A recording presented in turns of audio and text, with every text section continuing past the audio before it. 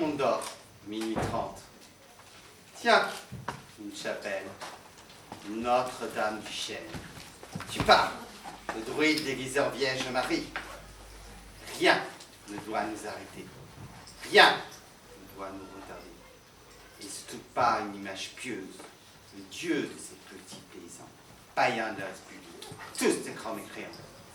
Tiens, ils n'ont pas écrit République française sur cette chapelle comme sur les autres églises. Écoutez ronfler les hommes, les écouter ronfler. La douce musique à mes oreilles avant le combat au corps à corps. Et savoir qu'à l'aube, on ira rôtir cette vermine qui pense déjà avoir gagné la guerre. Nous verrons si nous arrêterons ces misérables résistants de petite opérette. Ils seront pris dans leur sommeil, au saut du lit, empêtrés dans leur chemise de nuit, de vieux fusils de chasse, 3 fourches et des bâtons de berger, tout au plus. Et nous, à la dynamite, le lance-flammes, des armes comme nous n'aurons jamais vues. Mais j'entends le bruit. Halt! Hartung! Voyez-moi ça. 2 jeunes espions qui m'écoutaient sur les loquets. Approchez, approchez mes mignons. Oh, on se camoufle en de jolis petits bergers.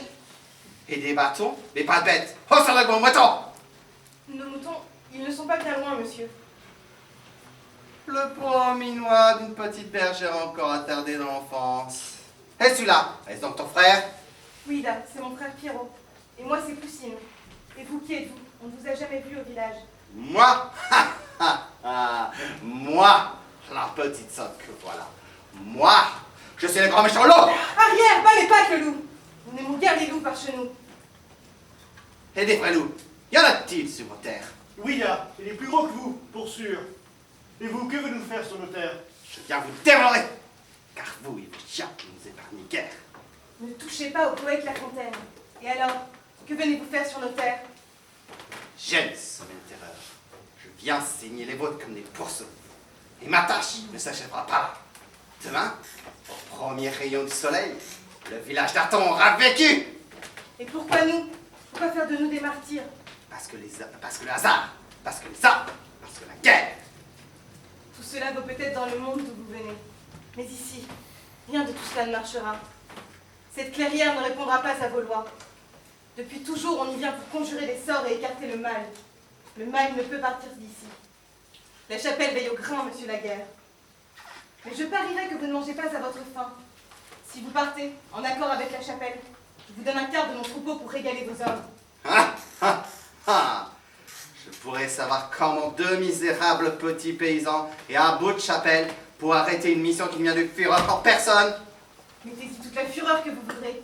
Vous êtes ici sur des terres ancestrales sorcelleries, de magie blanche et noire, qui ne s'arrêtent pas au bois des hommes et n'en font qu'à leur tête. La forêt des pouvoirs, et il ne laissera jamais guerroyer vos soldats. Misérable résistance de petites saletés de paysans. Je me croirais revenu en Russie, avec les terres brûlées. Si vous ne me croyez pas, tant pis pour vous. Le destin de tous ceux qui ont voulu se servir de ce lieu pour accomplir des vilainies a basculé en enfer. Et cela vous attend si vous ne renoncez pas maintenant. Cette forêt est un univers de légende, qui a ses propres lois. Nous, les paysans, nous respectons cet équilibre.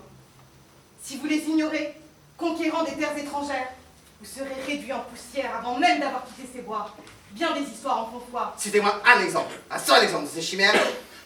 En 1790, un groupe de révolutionnaires voulut mettre le feu à Notre-Dame du Chêne.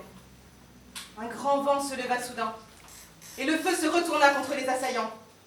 Le lendemain, on retrouva leur corps calcinés, au pied de la chapelle, leurs torches éteintes. Mais nous, nos armes sont puissantes. Et vos burnes, nous ne pourront ni les arrêter, ni les enrayer. Un château médiéval un peu plus au sud abrite des âmes errantes. Et si la forêt souffle une certaine brise, ces âmes viennent vous hanter, jusqu'à vous noyer dans les mares de sangliers des alentours. La mare au diable de Georges Sand n'est pas si loin. Vengeance damnée de petits paysans, race pour rien, sans gloire et sans destin, vous ne m'appressez les guerres. Vous et vos pouvoirs de charlatan n'ont aucune prise sur moi. Je veux que vous sachiez que les arbres, toutes les bêtes et les âmes errantes sont aux aguets cette nuit et ne vous laisseront pas tranquille que vous n'ayez déguerpi d'ici avec vos jambes à vos coups. Dans un instant, le grand vent du sorcier va se lever et faire régner sa loi. Je vous préviens, vous allez tous périr dans d'intolérables souffrances en suppliant tous les saints d'abréger vos tortures. Des milliers d'hommes, en armes, venus de tout canton, marchent à présent sur la forêt, dans notre direction. Je les entends déjà, et leur meute de chiens leur indique le chemin. Vos sortilèges me font bien rire. Je vous ferai attacher à un arbre et garder par mes hommes de confiance. Rien ne pourra m'empêcher de détruire Arthon au premier chant du coq de prière. Un grand vent se lève soudain. Disparaissez, fuyez, partez, vermine de la terre, disparaissez. Que vos sortilèges se retournent contre vous et laissez-moi en paix. Laissez-moi